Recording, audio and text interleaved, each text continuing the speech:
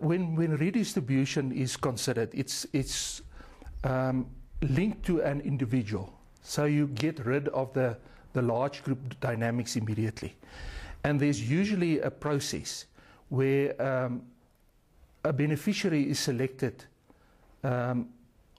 according to his ability to be a successful farmer.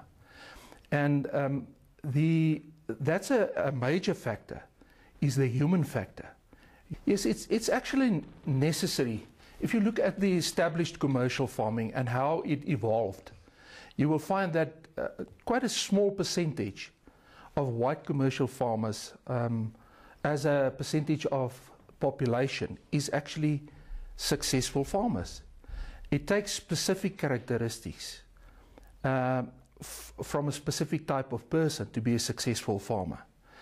And we definitely need to look at the identification, at the profiling, the screening, the profiling, and the selection of potential farmers. Unless we do that, there will simply be a continuance of the current situation where farmers are not successful.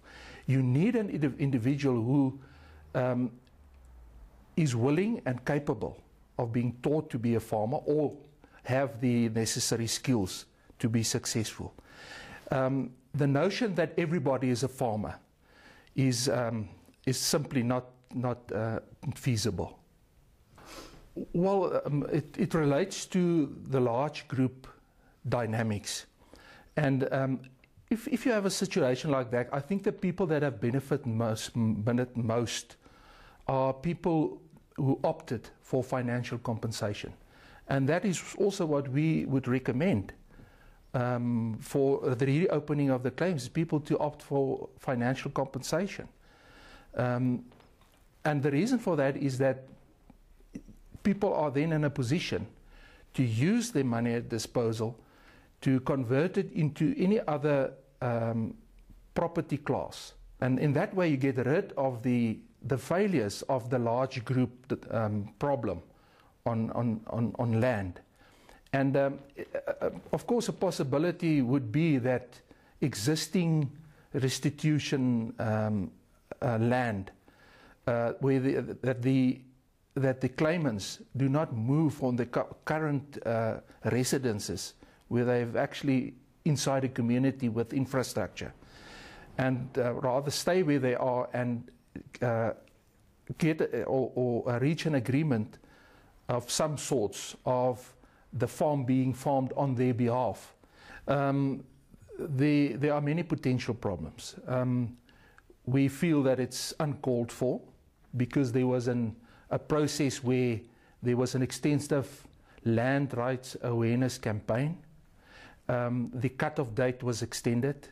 This was almost 15 years ago already, and now it's been reopened for another 10 years, which will be extremely problematic for the department to deal with. You will have completing claims. You will have a situation where there's conflict. It's going to be extremely difficult to deal with the situation.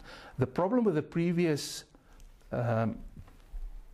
period wasn't the fact that we have a poor act. The problem is implementation, and everything points to a situation where we'll simply have a repetition of poor implementation. So we are not in favor of reopening the restitution claims for a period of 10 years. Our suggestions would be, or proposal rather, would be for a period of at most 6 months, and it will have to be managed very, very carefully. Yes, can I just come back to another extremely important factor with regard to reopening the restitution claims, and that is the uncertainty that this is causing in the agricultural sector. Investments not being made.